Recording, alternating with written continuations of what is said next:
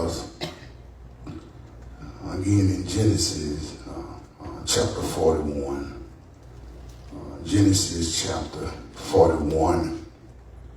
And we call your attention just to three verses, 50, 51, and 52. The King James Version says, and unto Joseph were born two sons before the years of famine came, which Asenath, the daughter of Potiphera, priest of On, bare unto him. And Joseph called the name of the firstborn Manasseh. For God said he had made me forget all my toil and all my father's house. And the name of the second he called Ephraim. For God had caused me to be fruitful in the land of my affliction. The Voice translation of those verses. Now, before the famine began, Joseph had two sons by his wife, Asenath, daughter of Potiphera, priest of On. Joseph named his firstborn son Manasseh, because he said, God has made me forget all about my hardship and all of my father's family.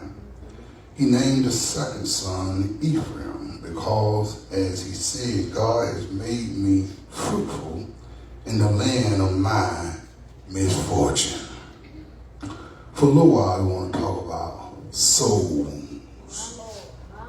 Soul wounds. My brothers and sisters, there's an old saying, you can't judge a book by its cover. If you saw Joseph's book at this point, it would look like a regal, hardback, leather-bound book with a beautiful gold leaf inscribed on it. But if you cracked it open, the pages would be ripped up, torn, dirty, and smudged. The naming of his sons gives is what clues us in of Joseph's soul wounds. The naming of his son suggests that Joseph had some very deep and unhealed soul wounds, which he has not truly given them over to God. Joseph failed to treat his soul wound, and rather he seeks a temporary fix. Mostly just like us today, we put a Band-Aid on things when a Band-Aid really won't do it no good. That's what Joseph was. And I'll show you, if we look a little forward, Genesis 42, verses 79, the moment Joseph saw his brothers, he recognized them, even though nearly 20 years had passed since last he saw them, but he treated them like strangers, spoke gruffly to them. Where do you come from? He asked them. And they said, we come from the land of Canaan to buy food. Although Joseph recognized them, they did not recognize him. He did remember the dreams he had as a young man regarding his brothers. You are spies. You have come to see how this famine has weakened our defenses so you can attack us. My brothers and sisters, soul wounds are real. They are a result of our mind, will, or emotion being so abruptly jolted that a wound is made upon the soul, leaving a scar that must be dealt with. It can be the death of a loved one, family strife, a wayward child, addiction, accidents, a stab in the back. The list could go on and on. Things that can hit us out of nowhere and leave us hurting and wounded. Soul wounds. All of us have soul wounds. But my brothers and sisters, look at the text again, verse 50. And unto Joseph were born two sons before the years of famine came, with which Asenath, the daughter of Potiphera, priest of On, bare unto him. Before the years of famine came, Joseph had two sons. He's thankful. He's grateful for his family. He's thankful for God blessing him in the land of his suffering. But take a closer look at verse 51. Look what it takes. And he named the firstborn Manasseh, for God said he. Now, you got to look at that close. It don't say God said now. It say, for God said he. Meaning Joseph is speaking, not God. Had made me forget all my toil and all my father's house. Manasseh means to cause to forget, and was given by Joseph because Manasseh's birth helped Joseph forget his family in hard times. Just like us, when stuff ain't going bad, we don't want to think about it. Stuff that happened, stuff that hurt us, we want to put it to the back of our minds and leave it there. That's what Joseph wore. The word forget in our text, it means to not call to mind or to not let something dominate all thinking. Now Joseph could not do his job effectively if his mind was dominated by the past hurt and pain. But he didn't get the full benefit of forgetting, for he has yet to forgive. Yeah, Joseph had really forgiven his brothers because he just wanted to forget about it. In chapter 42, the hurtful feeling arise up in him when he sees his brothers. That's how things usually happen. You know, you try to forget about it. Somebody hurt you or did you wrong, and then they know you sin. And all that stuff started coming back. You thought it was gone, but it started coming back up. We say we forget, but forgetting does no good if you don't forgive. And calling out his son's name will remind Joseph to forget. We too come up with temporary fixes to help us forget our soul wounds.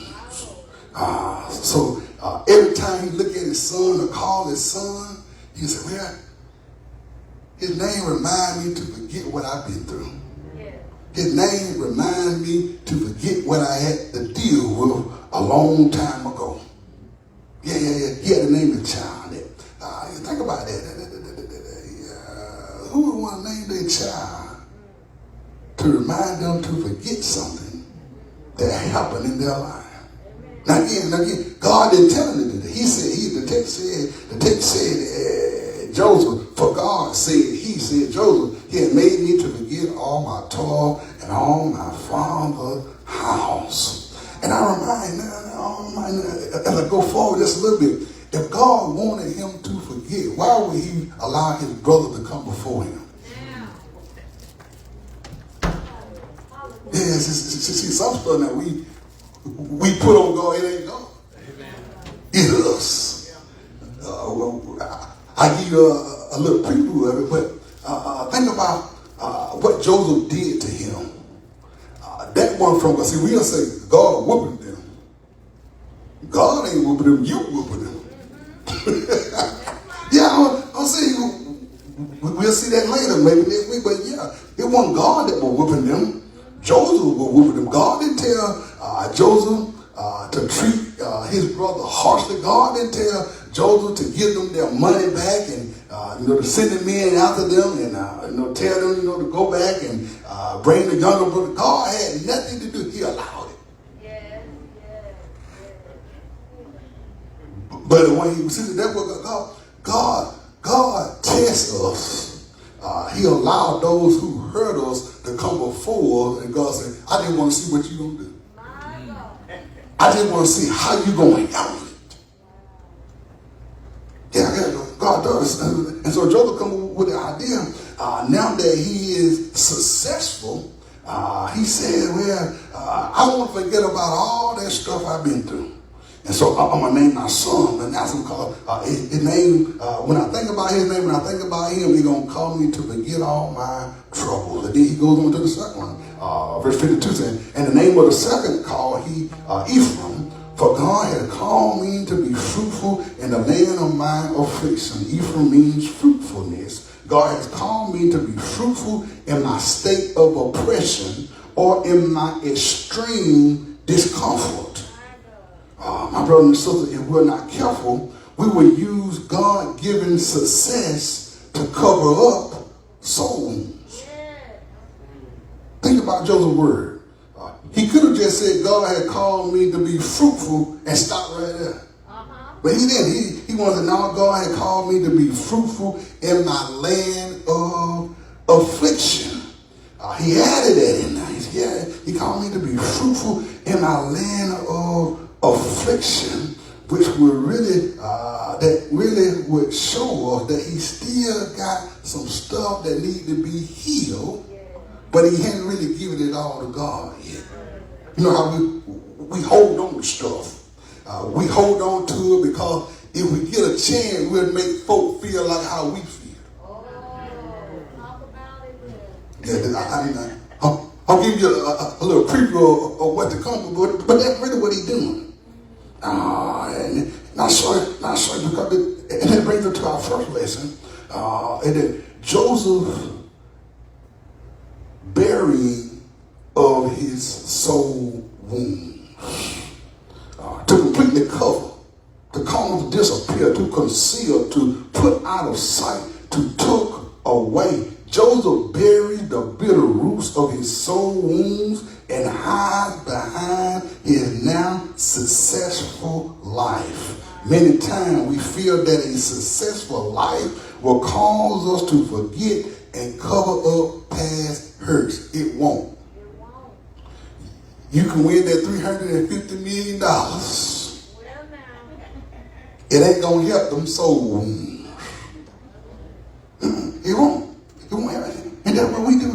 We try to be successful.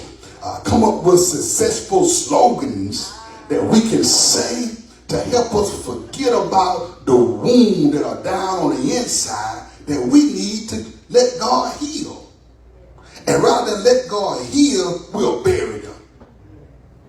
Yeah, we'll bury them up under success. We'll bury them up under money. We'll bury them up under our children. We'll bury them and don't cover them up. And then get mad if somebody try to uncover it. Joseph, now it wasn't nobody else buried. It was Joseph who was burying his own soul wounds. My brothers and sisters, many people focus their energy. They focus on other things to forget and cover up soul wounds. Many add different things to their life to forget and cover up soul wounds. Those things can be good and a blessing to others, but soul wounds are left untreated and they will soon cause more infection. They call it, you don't deal with it, you get sick. Get an infection and don't get some antibiotics and see what happens. Yeah, same thing with soul wounds. If you don't seek to treat them, then they're going to infect you and they're going to cause you to be bitter in life rather than be better. And so he was seeking to bury them. How many things are we seeking to bury? Stuff that happened in childhood, we don't want to talk about it no more. They're like, we sweeping it up on the rug. You got to deal with it. You got to face it. Otherwise, it's going to mess you up in life. And so we see Joseph trying to bury it rather than deal with it. Not only is he trying to bury it, but then number two, Joseph trying to bypass it. Yeah, he's trying to go past, he's trying to go around, trying to avoid. Don't go near to make a detour. How many folk have hurt you and you see them in the grocery store and you go the other way? Yeah. You go the other way. Like you don't like something they did and rather, I ain't speaking to them. I'm going the other way. You'll go all out your way. The dad is right there, but you're going to go all out your way. Rather than just going and get what you need, saying hey, and going on about your way. No. This is... And what Joseph, I'm living pretty good now. Yeah, he was. So rather than deal with his hurtful soul wound, Joseph wants to avoid them. He doesn't want to face or even think about his soul wounds. Again, think about the night Manasseh. He wanted to forget. He didn't want to be reminded of it. He wanted to bypass them. My brother and sister, it takes a very courageous person to ask God to shine his light on our soul wound and to do the hard work to receive the healing we need. I think that's the problem. We don't really want to do the work to get those wounds healed. Because in doing the work, at first it is going to hurt. But healing comes. It's just like a woman, when you give birth to a child, that pain you had to go through, but once the child is there, you have the pain. Same thing with soul wounds. Same way, that's how God is able to bring healing to us. And so my brother said, avoiding the hurt of soul wounds will secretly sabotage our blessings and keep us from getting God's best. All because we want to bypass them rather than deal with them. You know how it was when we were coming up, Mama told you, you don't talk about that. And if you brought it up,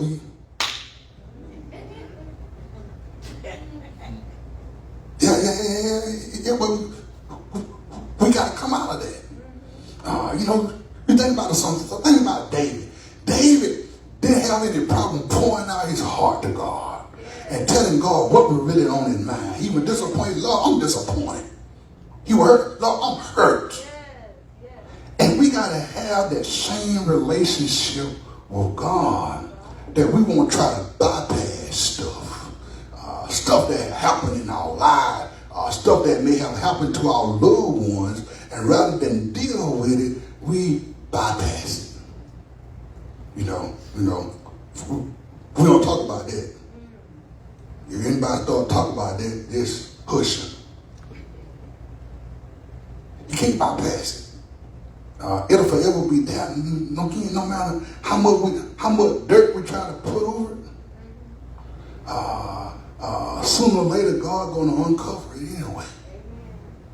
Yeah, he does. He gonna uncover it. And so, my brother, so you gotta be, we have to be courageous and be willing to face what hurt us. How can an alcoholic get help?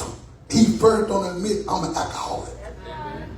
How can you get help with your soul if you stop trying to start walking around like you all that, like you ain't got no problem, like you ain't worried about something, like something ain't bothering, like something didn't happen, like something didn't hurt you. It's all right, because again, think about it. Look at this, Jeremiah said we got a bomb in Gilead. Yeah, who's able to heal. The psalmist say he's able to heal all of our diseases, no matter what they are. And so my brother think about it. He tried to bury it. He tried to bypass it. And then lastly, he tried to belittle his soul wounds. Make someone or something seem unimportant. Make light of, downgrade, undervalue, mock, condemn, criticize, or look down one's nose at. There are times when we make light of our soul wounds.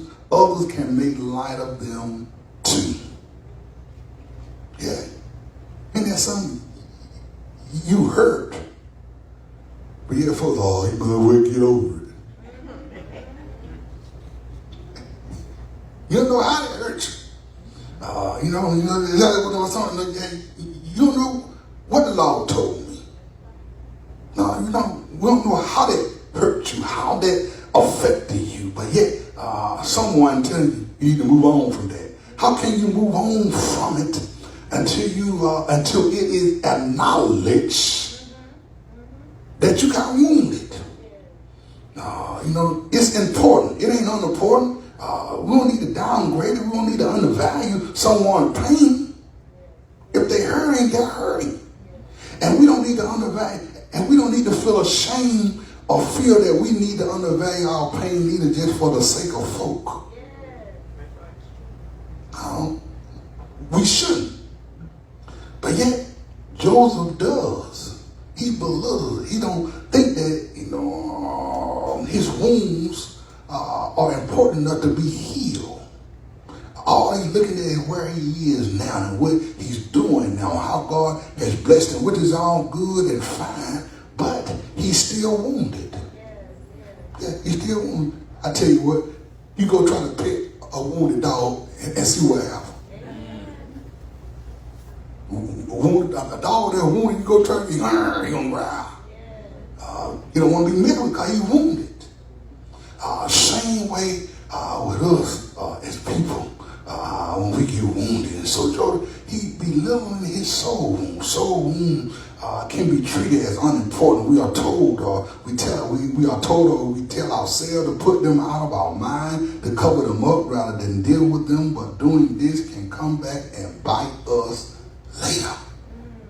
And we'll see later. It did. It came back and bit Joseph later. Because I was wondering about that. When you really read that story, all that time that he wasted, he could have told his brother who he was. And they could have right then and there and all that going back and forth and, because I think the brother, when they go back to the, they tell Daddy, we could have went 3 times, came back by now. Because the daddy was delayed. He didn't want to send Benjamin. Right. But again, all of that, we can't look at the text and say that there was a God. It wasn't a God. It was a Joseph. Joseph did that on his own. God, the text never said that God said, Joseph, you do this or you do that.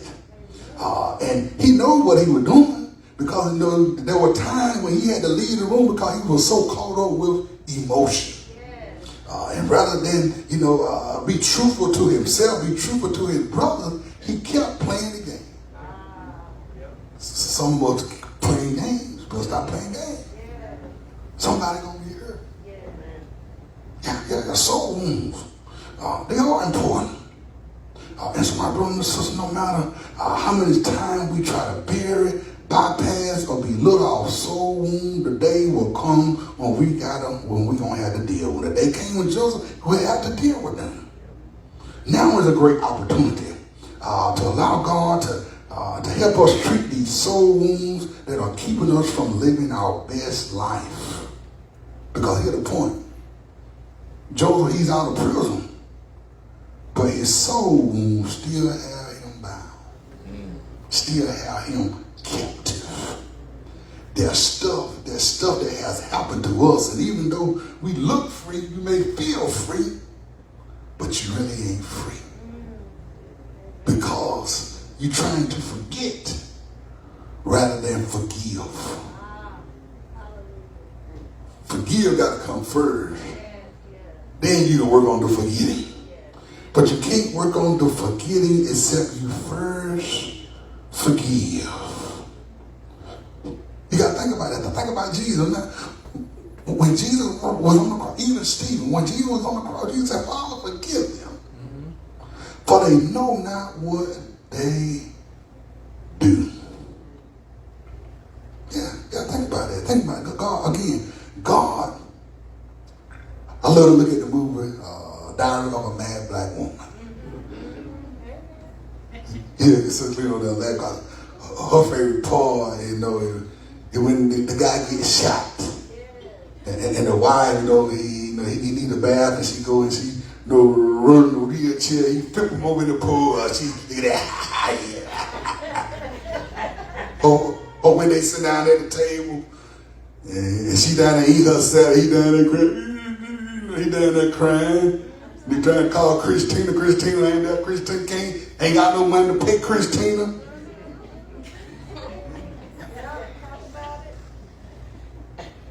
Yeah, because, and we know what it was, she was there trying to get him to feel how he made her feel. But many times it ain't worth it, man. It ain't worth it. And she was doing all, they were sitting down at the table and the mama asked, well, baby, tell me how y'all doing with this. But what I tell you how you doing, she teared him up. And she was. Yeah, and she was. But all that was because of a wound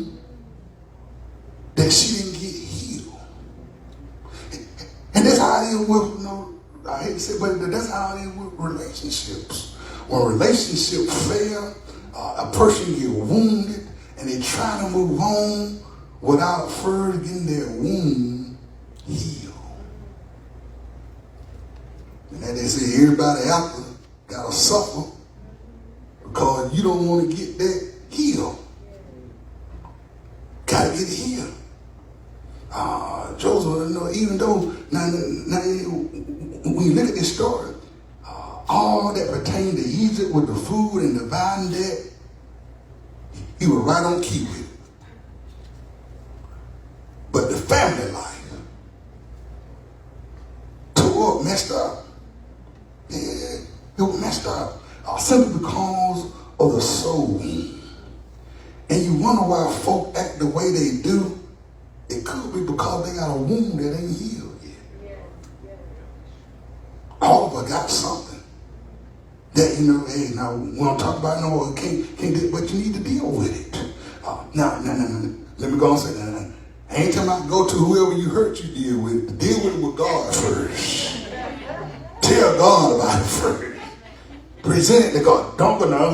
Real told me to go. No, I ain't telling you to go to the person because it may not be time for you to go to the person. You need to go to God first and let God do his healing. And then when God heals you, then you make him go to the person. Yeah, because you try to go to the person, it ain't going to work. It ain't going to work because you ain't there yet. You ain't matured. Joseph wasn't matured there. Now, ain't that something? He was matured in the business part of his life, but in the personal part, the family part, he was not matured yet. Many of us are like that in different areas. In some areas of life, we're matured, we're there, but then in some areas, we're not. We still need God to work on us. Yeah, we need God to work on us. And that's what it is. Soul wounds, they need to be healed. They need to be dealt with because, again, he was out of prison, but yet he was still bound. He was still captive by the memories and the stuff that were dealt with in the past. Think about that portion of scripture where I read from chapter 42, when he remembered the dream that he had when his brother bowed down to him. When his brother first came into the presence, they bowed down. But Joseph wanted more. Just like sometimes, we want more. Again, we want people to suffer more than what they hurt us. Especially if we can deal it out. And that's what he did. He dealt it out that way. Now, again, God didn't do it, but he allowed it. And God will allow you some things in hopes that along the way we're going to mature at some point. And Joseph did. At some point he matured. But think about all the time that was wasted. And I hear somebody say, well, God got to do it in his own time. Yeah, that's true. But we ought to learn from the lives of others. If we saw what he did and the length of time that it took, it ought to give us some come to see where it ought not take me that long. I ought to come to myself, be like the prodigal son, come to yourself and recognize that I got some wound that I need to bring before God so that they can get healed and hurt, so that I can stop hurting and I can stop being captive. Amen. Yeah, it's something to think about because I was thinking, out of all the times I read the tape, I never saw this. It never dawned on me. Because I always thought that God said, name your son Manasseh, but God didn't say it. Joseph said it. And so Joseph do just like we do. We always say, God told me, but God really didn't tell us. It's really because we felt like doing this, or we came up with a bright idea, and we're going to do it first and ask God for permission later. It don't work like that with God. It don't. some souls and let go. He wanted to bury. He wanted to bypass. He wanted to belittle. And that's something that we just gotta, as children of God, stop doing. Because all it really does is just keep folk captive, keep folk bound. When Jesus came to set us free. And he who the Son set free ought to be truly free indeed.